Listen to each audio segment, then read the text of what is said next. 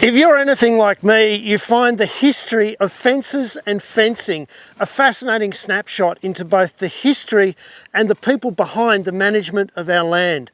I'm at a particularly iconic fence in Western Australia, the #1 rabbit-proof fence, which was, at the time, the largest fence constructed on the planet. I'm here to talk to a couple of people who know the intimate history of this fence and also how it was constructed. And I hope that you'll be as fascinated with this video as I am in making it. Deb, how are you? Oh, good, Tim. How are you? I am absolutely in heaven. Tell me about the history of this fascinating fence. Well, this was built in 1902 to keep the rabbits out from over east.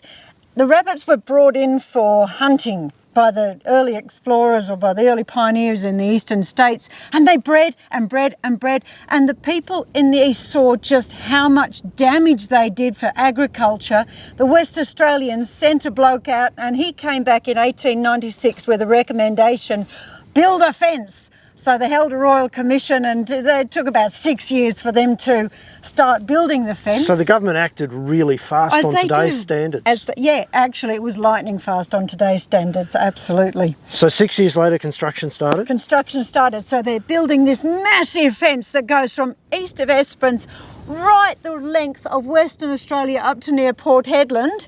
Building, camels bringing up, cutting these posts with axes, boring by hand. And then someone looks over there and goes, oh, there's some rabbits. And they go, oh no! Because the rabbits, they were marching westward fast, weren't they? What was the rate? Over 100 kilometres a year. So it was like an advancing tide of pestilence. And this fence's job was to stop that for Western Australian agriculture. It was. So what happened? They saw the rabbits over the back there. What did they then do? They said, right, we'll build another one a bit further to the west. So they grabbed 8 crews, and they took just 4 months to build the #2 rabbit-proof fence. And then, you know what happened, don't you? Maybe they saw some rabbits? They did. More bloody rabbits.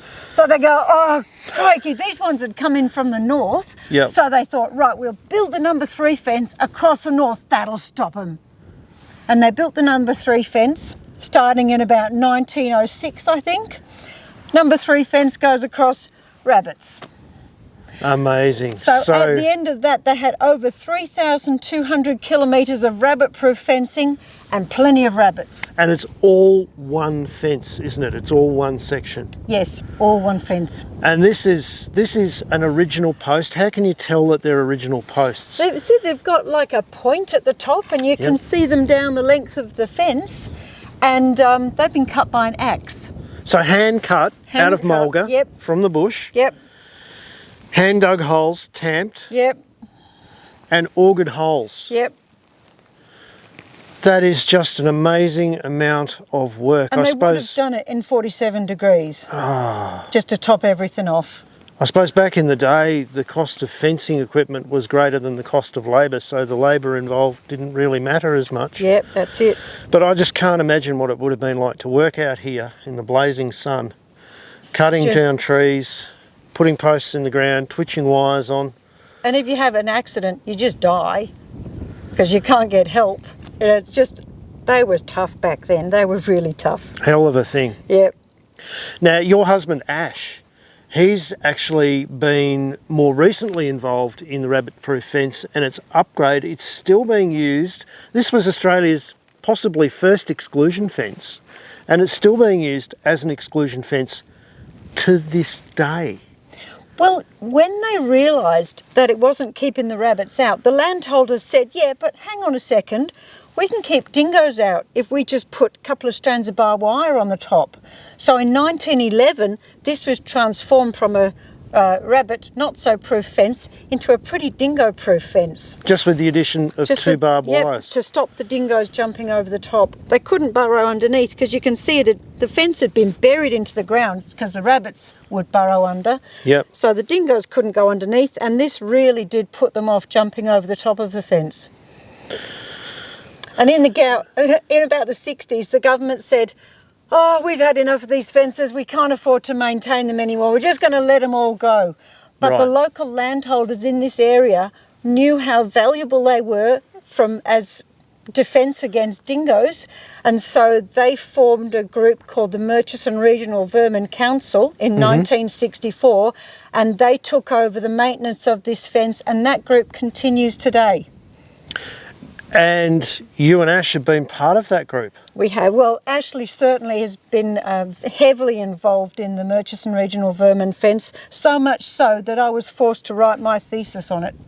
And you've written a book, and the link to that book is in the description on this video. So if people are fascinated by a few of the facts that you've given to me just today, we can actually put that link there for them so that they can access all of the information, maps and everything about this amazing fence.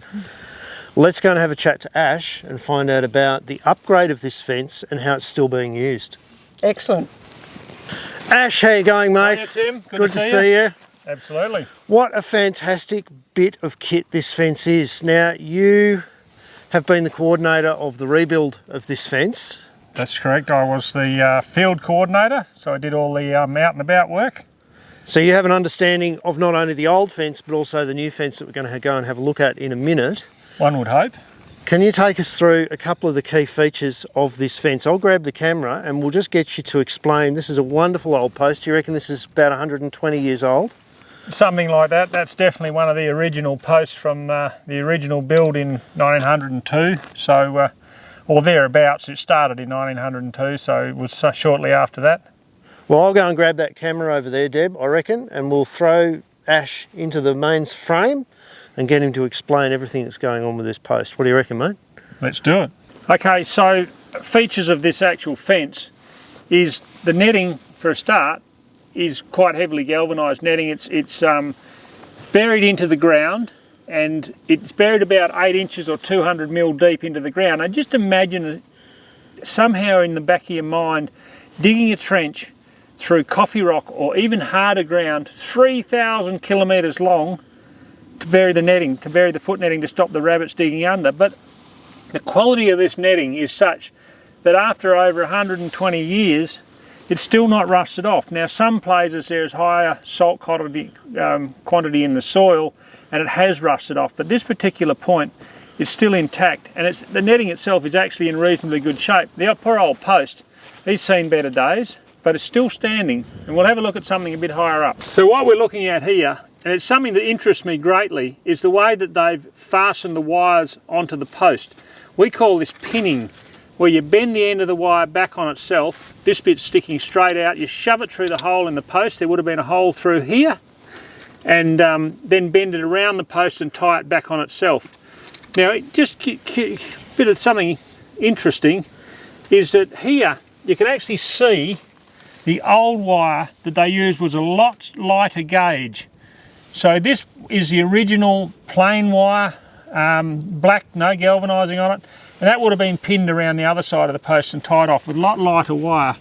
But in 1911, when this fence was converted, not just for rabbits but for dogs, and the two barbs were put on, they obviously saw that this wire was broken and replaced it with the same wire that they were tying off the barbs with at the same time. But it's just really the amount of work and labour to twitch. There's a twitch, there's a twitch, there's a twitch. There's a couple of modern Jambro clips where it's been repaired, but the amount of time and effort that's gone into this fence seemed that labour was insignificant. They could take, you know, as many men at as many hours as they like, because it's just fantastic, the pride and the effort that's gone in to making this fence absolutely perfect when it was built. So it's appropriate, mate, that someone with as much admiration and care for this fence took over the project of upgrading it. Now, we're just a little bit away from where the original fence line has been completely upgraded, and it's now a dog fence. Yeah, that's correct. So it wasn't that many years ago that the sections of this fence got to the stage where they were no longer dog proof, and we had to do something about that. So there was money allocated, and then the project began, and there's hundreds and hundreds and hundreds of kilometres which have now been replaced with a modern day netting. So let's go and have a look at that. Fantastic. And we'll find out a little bit about the history of what's happened with dogs in this area as well, Deb. Yep, we will. Well, here we are about 6 kilometres up from the main highway, Ash, and transition from old to new. Yep, and it's a fantastic design. It's something that we developed over a period of time when we wanted to replace the old fence. We had to take into consideration what we were going to build and how we were going to build it. Rabbits weren't considered, they're no longer an issue. All we had to do was keep out the dogs. No kangaroos were taken into consideration, it was just purely built to keep dogs out. Well, let's go through a few of the key features of this fence with you, mate, while we got you here. I'll go and grab that camera and we'll put you in the spotlight once again. Let's do it. So, box assembly on the end with an 80 NB, a 50 NB as a secondary post, 45 for the top rail and appropriate clamps. We could weld them, but they decided it was going to be much neater and nicer and look better and be a lot easier for the fencing contractor if we use the end clamps. The netting itself is interesting in as much as it's a 12-line body of the fence with a footer on it. Now the footer's, it's a square knot on the upright fence and the footer, with a hinged footer. Now it comes in a roll as a normal roll. This footer is hinged down straight and rolled normally. And myself, in conjunction with the Murchison Regional Vermin Council and a couple of other people, we actually designed, and the supplier, we actually designed this netting with the hinged footer. And that was the first time that was ever produced and used anywhere. And now this product in various different formats, but with the hinged footer, is used all over Australia. But it's a particularly good fence, going from about a 75mm horizontal spacing up to about 120mm horizontal spacing, and that's sufficient. People say, why didn't you make your fence higher? Dogs will jump over that. Well, a dog under pressure might jump it. He'll come, you know, if you've got someone chasing him or something chasing a dog, he might jump it. But a dog in the natural environment, he's going to look to push through or dig under before he tries to jump. I've never ever seen in my time a dog climb or jump over this fence, ever. And I've seen hundreds and hundreds of dogs running along this fence. So the box assembly, the netting, this is what we call an outrigger, which is welded onto the base of the post. There's an upright, same material, 600 into the ground, that's welded on, and that's what the foot netting is strained onto. These are all concreted in, posts are all concreted in, that's concreted in. This bolt, interestingly, is surplus to requirements. That's when we bought the star pickets, they came in bundles of 400, a couple of bits of angle iron top and bottom with these bolts through. So we've used the bolts that hold the packs of star pickets together as the diagonal twitch bolt. The diagonal twitch wire is 2.5mm high tensile fence wire, and that's sufficient to hold the diagonal on the box assembly. Well, Ash, it's certainly a fence to be proud of, and it's stayed on the original rabbit-proof fence line because this is a government easement. That's correct, yep. The easement's been vested now in the MRVC, so the Murchison Regional Vermin Council, which is all the local shire councils put representatives onto that, and it's all driven by the landholders in the region. And if people want to come and visit this fence, it's really important that they take notice of the fact that they can't be on this land without the permission of the MRVC, can they? That's correct. You require a permit to traverse the fence.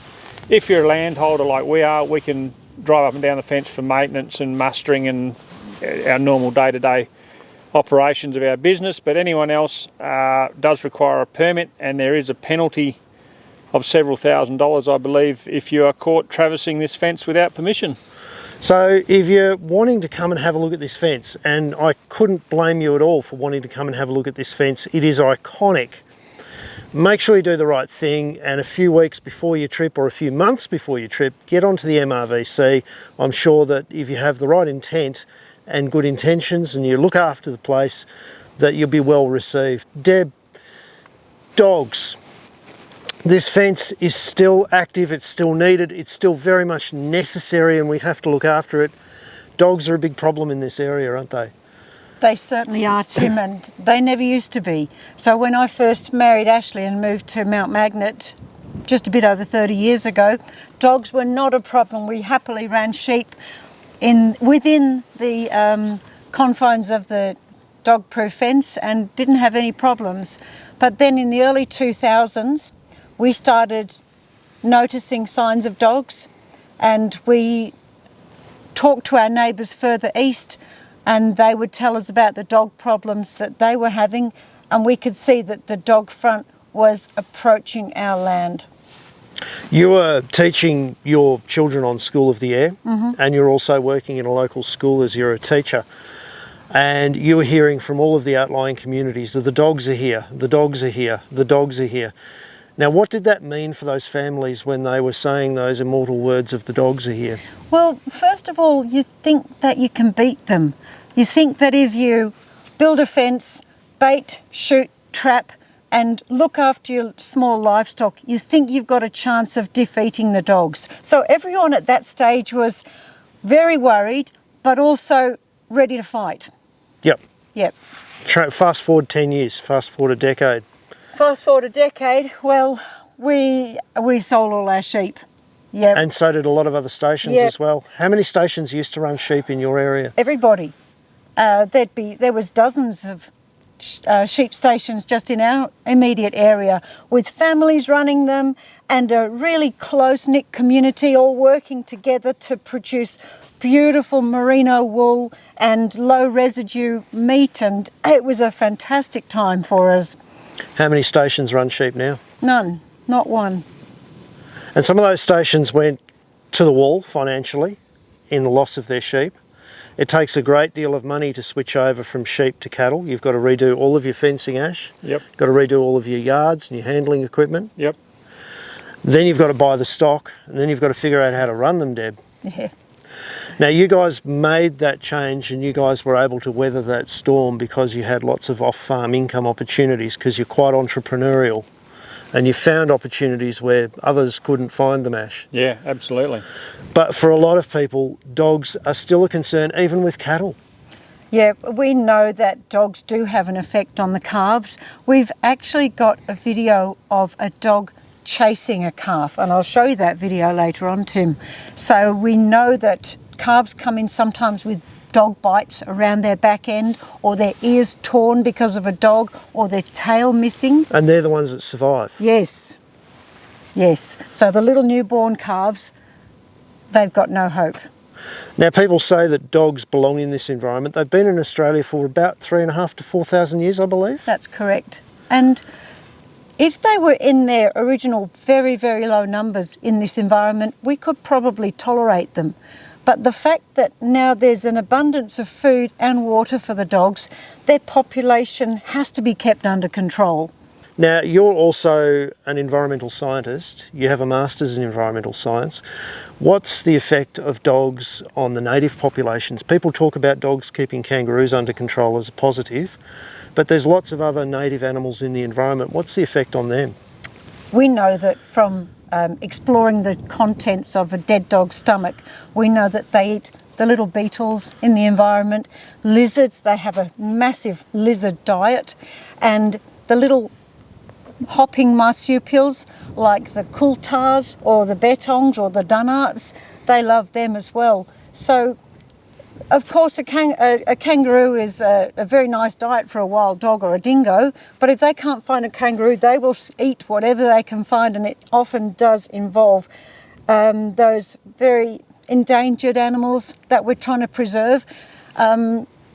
The dogs are not the panacea for this part of the world. In large numbers, they can do a considerable damage to the other, much smaller, less significant animals in the environment.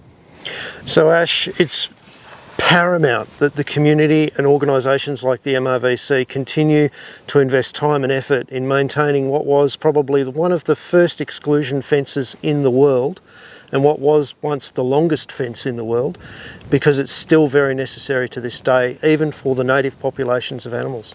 Absolutely, absolutely, and work is ongoing. We just finished another 4 kilometres of upgrade on this fence further to the south.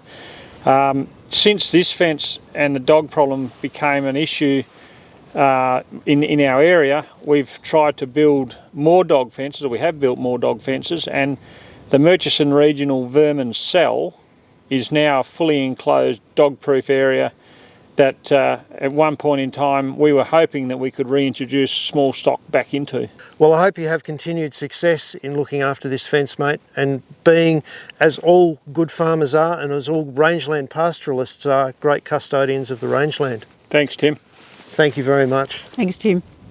Guys, if you're interested in this or interested in this fence and want to find out more, remember there is a link to the book that Deb wrote in the description. There's also a link to a paper to explain to those who are interested in knowing about the origins of dogs in Australia. That's well worth a read. And if you like this kind of content, don't forget, hit the little subscribe button down there, give it a thumbs up. There's plenty more on the channel, and we'll see you next week.